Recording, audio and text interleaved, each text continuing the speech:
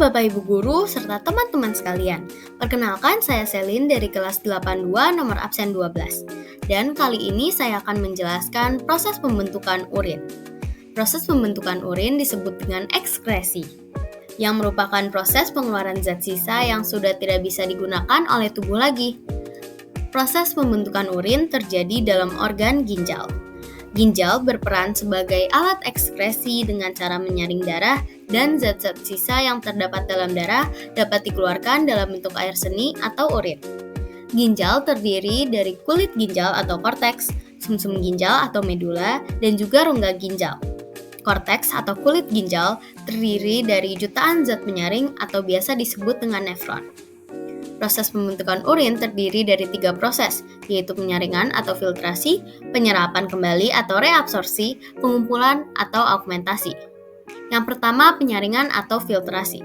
Proses penyaringan ini terjadi di glomerulus, darah yang mengandung sisa metabolisme masuk ke arteri ginjal. Cairan tubuh keluar dari pembuluh arteri ginjal, lalu masuk ke badan Malpighi. Plasma darah dan zat larut disaring oleh glomerulus.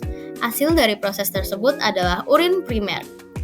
Membran glomerulus dan kapsula Bowman bersifat permeabel terhadap air dan zat terlarut berukuran kecil. Oleh karena itu, molekul-molekul besar dapat tersaring.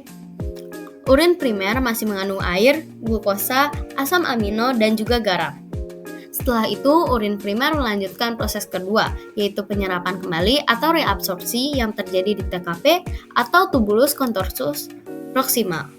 Proses ini terjadi untuk reabsorpsi zat-zat yang masih berguna. Zat berguna yang direabsorpsi yaitu gula, vitamin, asam amino, ion, air akan kembali ke pembuluh darah. Dan hasil dari proses tersebut yaitu urin sekunder. Urin sekunder masih mengandung air, garam, urea, dan juga pigmen empedu yang memberi warna dan bau pada urin. Setelah itu, urin sekunder melanjutkan proses pengumpulan atau augmentasi yang terjadi di TKD atau tubulus contortus distal. Di sana akan ditambah zat sisa lainnya seperti asam urat, ion hidrogen, dan juga kreatin. Hasil dari proses tersebut adalah urin sesungguhnya. Urin kemudian disalurkan melalui tubulus collectivus ke rongga ginjal. Dari rongga ginjal, urin menuju ke kandung kemih melalui saluran ginjal atau ureter. Jika kandung kemih penuh, maka dinding kandung kemih tertekan, otot kandung kemih merenggang dan timbul rasa ingin buang air kecil. Lalu urin keluar melalui saluran kencing atau uretra. Urin dipengaruhi oleh cuaca sama seperti keringat. Urin yang dikeluarkan ginjal sebagian besar terdiri atas air dan zat larut seperti urea, asam urat, amonia, garam, warna empedu, dan zat yang berlebihan dalam darah. Jika urin mengandung protein, berarti terjadi gangguan atau kerusakan glomerulus. Jika urin mengandung gula dapat disebabkan oleh kerusakan pada tubulus ginjal, kadar gula yang tinggi sehingga tubulus ginjal tidak dapat menyerap kembali semua gula yang ada pada filtrat glomerulus.